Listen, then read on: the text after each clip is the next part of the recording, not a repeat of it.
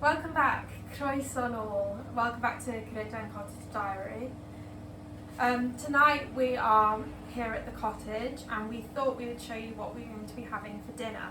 So both of us are vegan and have been for almost 9 years now, and we also have some Greek heritage. So my mum's half Greek, so I'm a quarter Greek, and we like to adapt the recipes that we've grown up having into vegan friendly alternatives. So tonight we're going to be making our take on Pilafi, which is essentially a Greek version of risotto. We have 3 components to this dish. So we have the rice, which we have in a herby rich tomato sauce, and then we have a dill yogurt dip, which I'll show you how to make, and we also have a crunchy protein rich topper, which is crispy butter beans. Yeah, and the butter beans and the dill yogurt are not traditional Greek. No, they're just there are additions just to make it higher in protein, because obviously we're vegan now, and also they're just really tasty additions that really enhance the dish, I think. And I really feel like the yogurt and especially kind of balances out the acidity of the tomato sauce really nicely. Yeah, it's yummy. Makes it nice and creamy. Okay, right, so let's get on because I'm starving.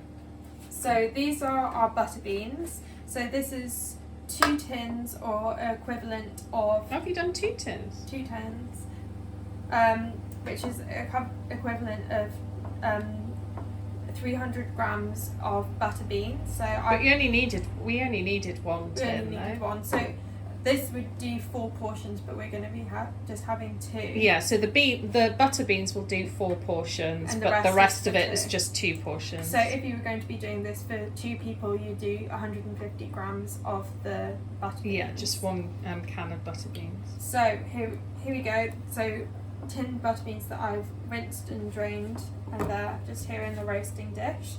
And then we have a crispy coating that we add in. So let me just get a tablespoon. So what we start off with, and this is what makes it nice and crispy, is corn flour. So we start cornstarch. I think some countries say, don't they? I think Americans say cornstarch. Right. So 2 tablespoons of corn flour. So it's really simple. It's just, yeah, some people don't like butter beans, but when they've got a crispy, tasty coating, they're absolutely delicious, aren't they, Daisy? Yeah. They're really nice just to sort of snack on as well, or put in a salad if you want to add a bit of protein. Yeah. This is garlic granules. So that's just to add some seasoning. So if I add half a teaspoon of the garlic granules. And then I've recently really got into this. You've become obsessed with that, haven't you? This preserved chilies. I got this from Lidl, I think, and it was really cheap, but because you're a bit of a wimp with spice. Yeah, I'm really bad. I found this really useful because it stores in the fridge for a little while, so I can just add bits to my food and then a tiny bit to yours. Yeah, you have added it to a lot of food, and actually I really quite like it. Sneakily, slowly increasing the dosage. So I'm going to add just a teaspoon to this. So a teaspoon is the equivalent of kind of 1 mild chili. Is it? Yeah. So wow, I'm doing well. You're doing Are you sure I can handle that? Is that what I normally have? This is what you normally have. I've been sneaking it in. I'm impressed with myself. Then I'm just going to add some salt, of course. You can skip this if you're not a fan of salt, but just do it to your own tastes. And then just a drizzle of olive oil just to make sure everything gets coated nicely. And then mix it. So I've had the oven preheating for a while, and you want this on quite a high heat because you want the butter beans to crisp up nicely, and their skins kind of explode and it's all really nice and crispy and tasty. Yeah, it's delicious. And you could add whatever herbs you wanted to this. We were thinking of doing a fajita one, weren't we, at some point? I made this with a friend recently, and they have an air fryer, and it works really, really well in the air fryer. Does it get even crispier? It gets even crispier. Oh, nice. And also means that you can use a little bit less oil. Though olive oil's good for you. Olive oils. It's the Mediterranean diet. We've got half to go Greek. for it. There's nothing wrong with olive oil. Right. So there they are, all nice and coated. Right.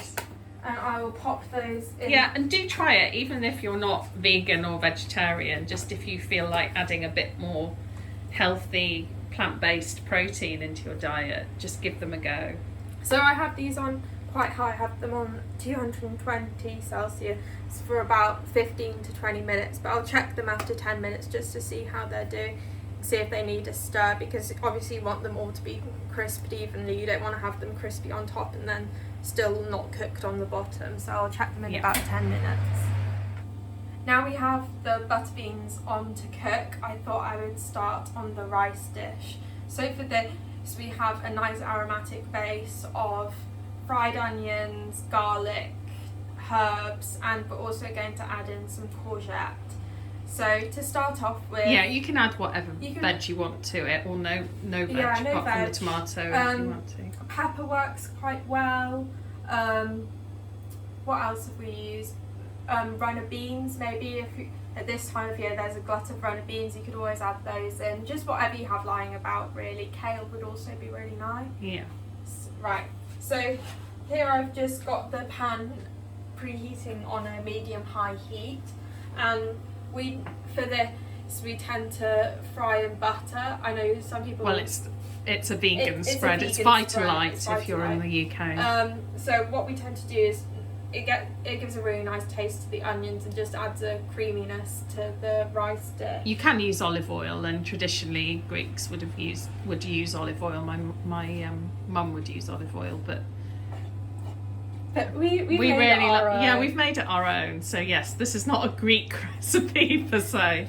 It's got Greek elements, but it's Greek inspired, really. If we've learnt anything from my Greek grandmother, it's just kind of like go with what tastes good. Yeah, Greeks are a little bit different to Italians, where there seems to be very strict rules on what can go with what.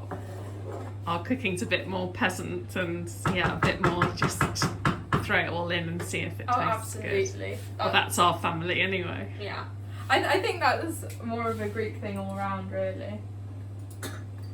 Right.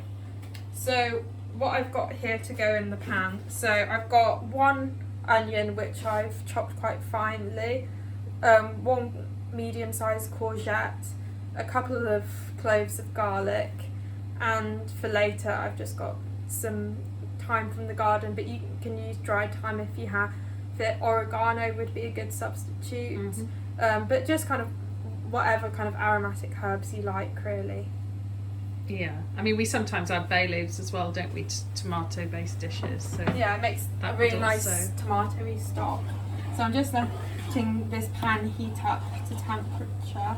It tends to take a little bit longer with vegan spread than it would with olive oil, just to melt the butter nicely. Right, so I've just added in the onions, and I'll let them brown off a bit before adding in the courgette. And we'll come back to you when the right when colour for adding other stuff in. Yeah.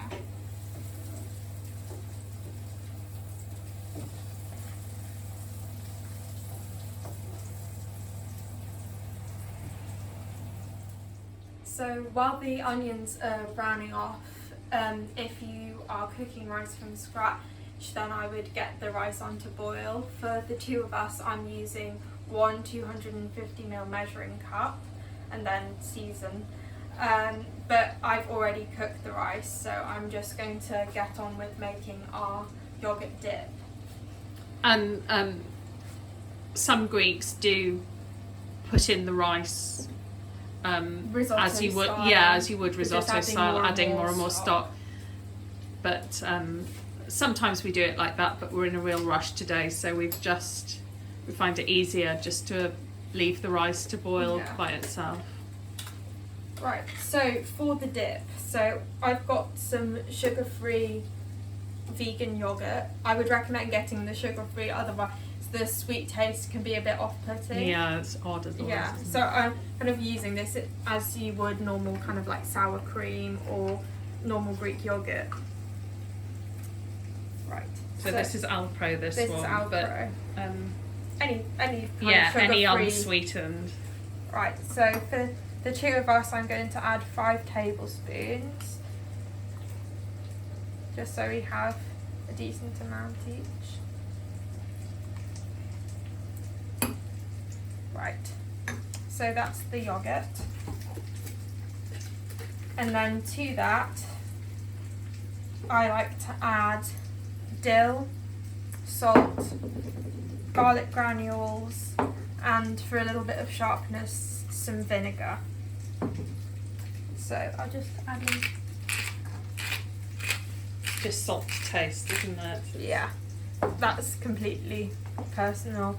And then for the garlic granules, I'll again add about half a teaspoon.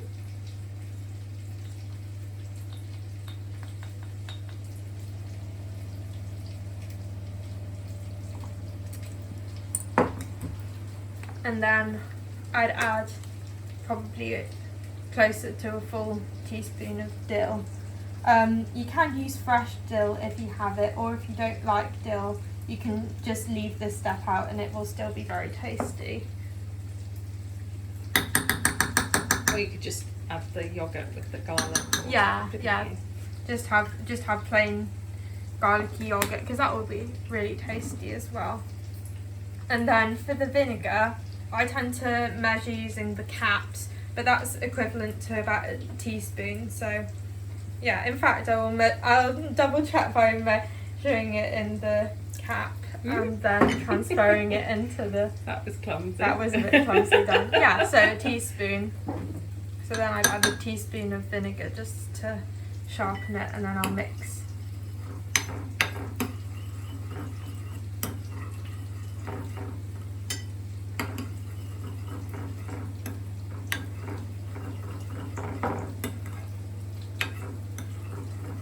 So that's our nice yogurty dip that we'll just put on top. It just works really well, doesn't it?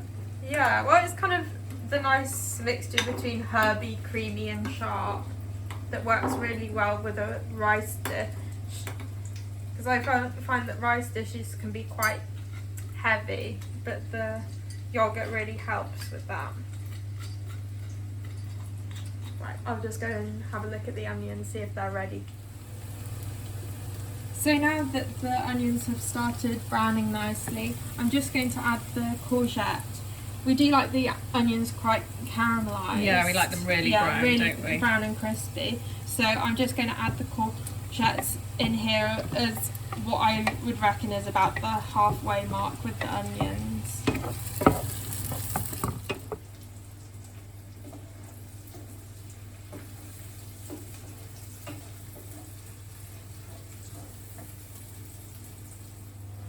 Right, so 20 minutes is up, so the butterbeans should be ready.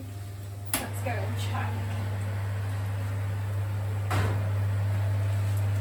Yeah, you can see they're nice and crispy with their nice coating on them. They smell good? Hang on, no, lift it up please. Thank you. Yeah, they look good. So we just have They this smell as a topping delicious. to our nice rice dish. So here we are, both the onions and courgette are ready, so I'm just going to quickly add in the garlic. I tend to do this last because garlic can burn if you add it in too early. So I'll just let this cook for about a minute and then we'll add in some wine. Time to go in with our thyme. That should flavour it nicely. Right, now I'm just going to go in with a splash of red wine. We don't always add this, but we just happen to have a bottle open that needs using up. Yeah, so it's not essential and there's no specific measurement, we just add a little splash, don't we? Yeah. Just let that reduce down. Delicious.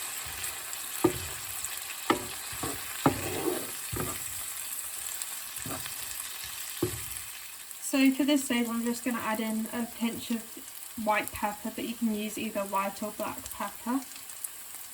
And now I'll add in the passata. So for the two of us, I'm using a 500 gram packet of passata, which is equivalent to about 2 cups if you work in kind of cups. Might be turning down a bit. Yeah.